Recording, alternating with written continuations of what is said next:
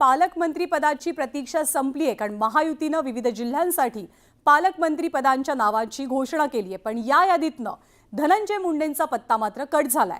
पालकमंत्र्यांच्या यादीमध्ये धनंजय मुंडेंचं नावच गायब झालंय। बीडचं पालकमंत्रीपद हे अजित पवारांकडे असेल आणि बीड सोबत अजित पवार पुण्याचेही पालकमंत्री असतील। त्यामुळे बीडचं मस्साजोगमधलं सरपंच हत्या प्रकरण धनंजय मुंडेंना भोवल्याची जोरदार चर्चा आहे। ज्या दिवशीपासून हे प्रकरण समोर आलं तेव्हापासून धनंजय मुंडेंकडे बीडचं पालकमंत्री पद नको अशी मागणी सत्ताधाऱ्यांसोबत विरोधकांनी सुद्धा लावून धरलेली होती। मुंडे बहीण भाऊ दोघेही जण कॅबिनेट मंत्रीपदी विराजमान झालेत। त्याच पार्श्वभूमीवरती पालकमंत्री पदासाठी मुंडेंच्या घरातनं कुणीही व्यक्ती नको ही मागणी जोर धरू लागली, कारण या प्रकरणात मस्साजोगच्या प्रकरणामध्ये सातत्याने टीकेचे बाण सोडले गेले ते धनंजय मुंडे यांच्याकडे। सुरेश धस भाजपचे आमदार सध्या आपल्या सोबत आहेत। सुरेश धसजी नमस्कार, आपलं स्वागत आहे। पालकमंत्री पदाची यादी जाहीर झाली आहे आणि बीडचं पालकत्व अजित पवारांकडे आले, आपली प्रतिक्रिया? अतिशय आनंदाची बाब आहे। आम्ही सगळ्यांनीच ही मागणी केली होती। राज्याचे मुख्यमंत्री किंवा उपमुख्यमंत्री, त्यापैकी मुख्यमंत्री हे राज्याचे ऑलरेडी पालकमंत्री असतात सगळ्या राज्याचे, आणि अजितदादांना आम्ही म्हणलं होतं की ते नाहीत, देवेंद्रजी नाहीत तर अजितदादांनी घ्यावं, आणि आमची मागणी ही मंजूर झाली। त्याच्यामुळे अत्यानंद आहे।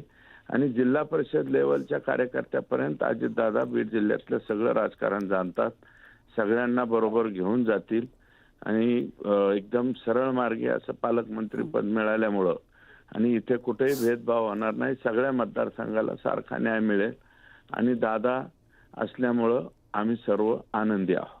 मस्साजोग प्रकरणी ज्या धनंजय ही मागणी आमचीच होती, त्याच्यामुळे मंजूर झाली, त्याच्यामुळे खुशी आहे। मस्साजोग प्रकरणी अगदी पहिल्या दिवसापासून धनंजय मुंडेंवरती टीकेचे बाण सोडणाऱ्या व्यक्तींमध्ये आपण पहिल्या क्रमांकाचे व्यक्ती आहात। धनंजय मुंडेंचं नाव पालकमंत्री पदाच्या यादीत कुठेच दिसत नाहीये।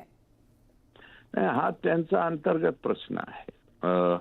बीड जिल्ह्याला देऊ नये असं म्हणणारे सगळेच लोक होते, फक्त तोंडावर बोलत नव्हते, आम्ही मात्र उघड बोलत होतो।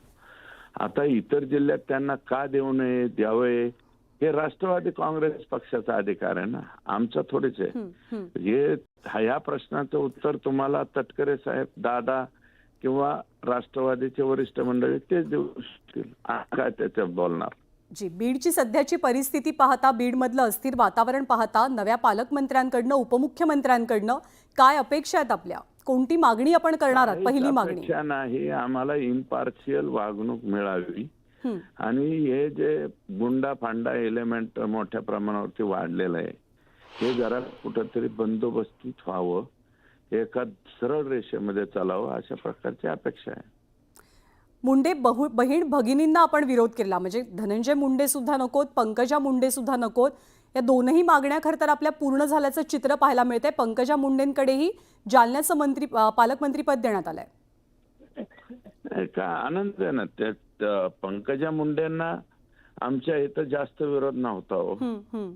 जास्तीचा विरोध हे धनंजय मुंडे साहेबांनी मागच्या 5 वर्षांमध्ये जे म्हणजे पॉवर ऑफ अटर्नी करून दिली होती ज्या व्यक्तीला, जे अण्णा जे आहेत त्यांचे आता जेलमध्ये असलेले, ज्यांनी खून केलाय दिवसा ढावळ्या त्या संतोष देशमुखचा, त्या अशांना पॉवर ऑफ अटर्नी करून दिल्यामुळे विरोध होता। बाकी विरोध असण्याचं कारण काय? सगळंच काही त्यांनी चालवायचं आणि यांनी फक्त मम म्हणायचं। असं 5 वर्ष गेली।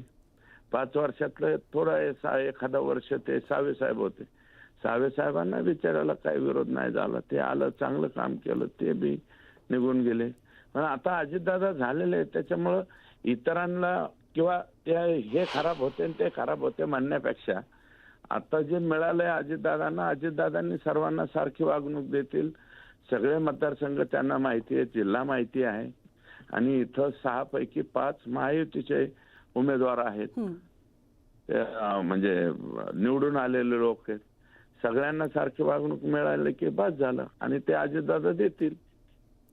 सुरेश धसजी, आभार आपले आपल्या प्रतिक्रियेबद्दल। तर पालकमंत्र्यांची यादी जाहीर झालेली आहे, आणि अजित पवारांचं अभिनंदन करतानाच मुख्यमंत्र्यांनी आणि अजित पवारांनी बीडचं पालकत्व अजित पवारांकडे देण्याचा निर्णय घेतल्याबद्दल त्यांनी समाधान सुद्धा व्यक्त केलेलं आहे। संतोष देशमुख यांच्या हत्या प्रकरणानंतर बीड जिल्हा कायमच धगधगता राहिलेला आहे.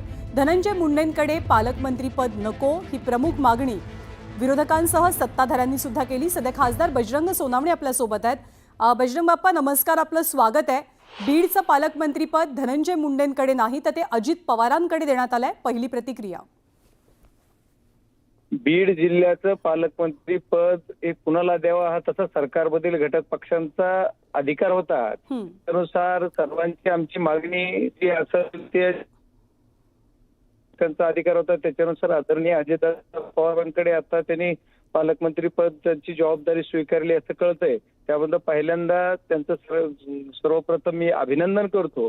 आदरणीय दादा आमच्या जिल्ह्यामधली कायदा व सुव्यवस्था जी पूर्ण ढासळलेली आहे ती पूर्वपदावर आणतील अशी अपेक्षा आहे आणि दादांच्या काम करण्याच्या कार्यपद्धतीवर सर्व बीड जिल्ह्यांच्या लोकांच्या सुद्धा अपेक्षा आहेत. त्या अपेक्षा पूर्ण करायचं काम आदरणीय दादा करतील आणि बीड जिल्ह्यामध्ये मागच्या काळात काय काय झालेले ते सुद्धा सर्व दादांच्या निदर्शनास येईल. त्याच्यामुळे बीडचे पालकमंत्री दादा झाले त्याच्यामुळे त्यांचं कौतुकी आहे आणि त्यांचं अभिनंदनीय आहे. बीडच्या जनतेच्या अपेक्षा पूर्ण त्यांनी कराव्यात अशी अपेक्षा करतो.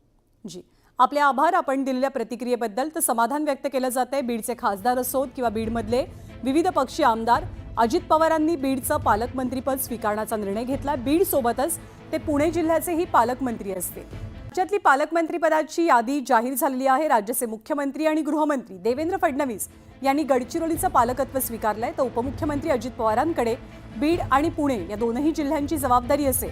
राज्याचे दुसरे उपमुख्यमंत्री एकनाथ शिंदे यांच्याकडे ठाणे आणि मुंबई शहर या दोन जिल्ह्यांचं पालकमंत्रीपद देण्यात आलेलं आहे. मुंबई महानगरपालिकेच्या निवडणुका अगदी तोंडावरती असताना एकनाथ शिंदेंकडे मुंबई शहराचं आणि ठाण्याचं सुद्धा पालकमंत्रीपद जाणं हा एक अत्यंत महत्त्वाचा निर्णय मानला जातोय.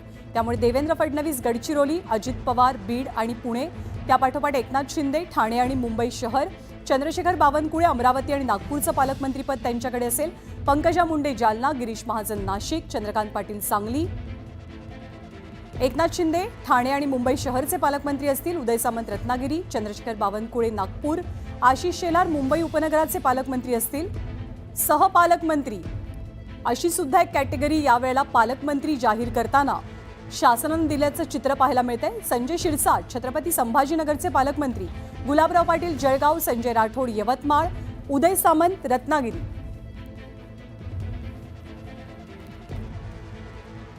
वाशिमचे पालकमंत्री हसन मुश्रीफ असतील, कारण कोल्हापूरचं पालकमंत्रीपद हे प्रकाश आंबेडकरांकडे गेलंय. अदिती तटकरेंकडे रायगडचं पालकमंत्रीपद आलंय. त्यांच्याही पालकमंत्रीपदाला खूप विरोध शिवसेनेच्या नेत्यांचा, आमदारांचा होता. हिंगोलीचे पालकमंत्री असतील नरहरी झिरवळ, बाबासाहेब पाटील गोंदियाचं पालकत्व स्वीकारतात.